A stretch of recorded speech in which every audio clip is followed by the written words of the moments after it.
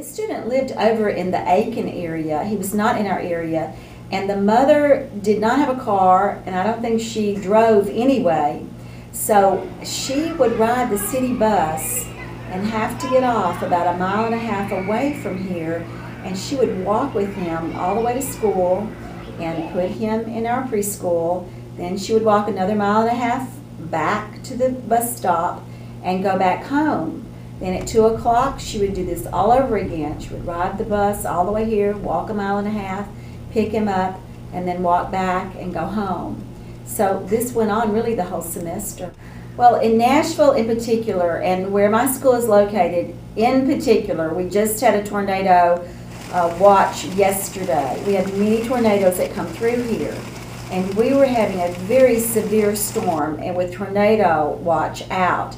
So everybody was down in the hallway, huddled down, and I heard the doorbell ring here at school, and I let this lady in, and she had walked right through the middle of a tornado warning, and it was raining and hailing that 1.5 miles to school by herself. I don't even think she had an umbrella.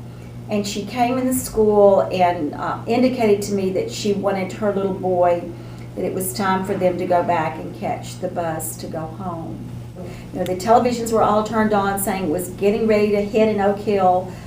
We had the siren was going off outside. The sirens were going off all in the school. You know, we weren't panicked, but we were getting prepared.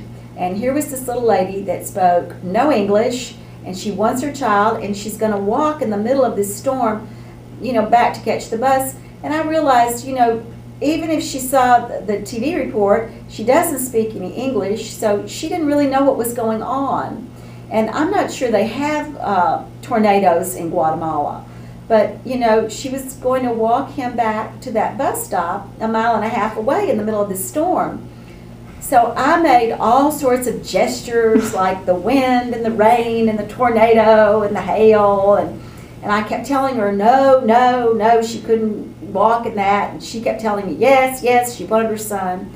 So somehow or another I knew that the older brother was at Aiken. I didn't know where she lived.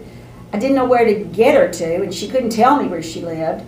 So I was addressing Aiken. I thought if I could just get her back to Aiken, maybe they could help me get her home because her other son was there.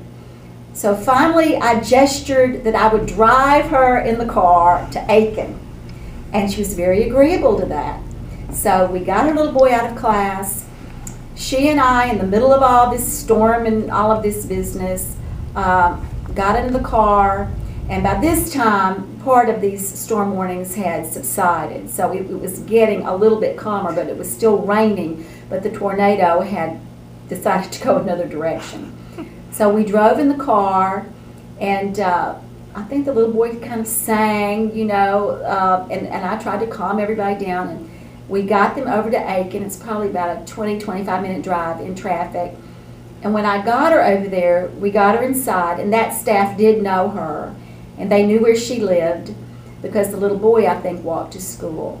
So they were able to get her other little boy, and she had her preschooler, and she was able to get home in a safe environment and not walking 1.5 miles to catch that bus in a Tennessee tornado.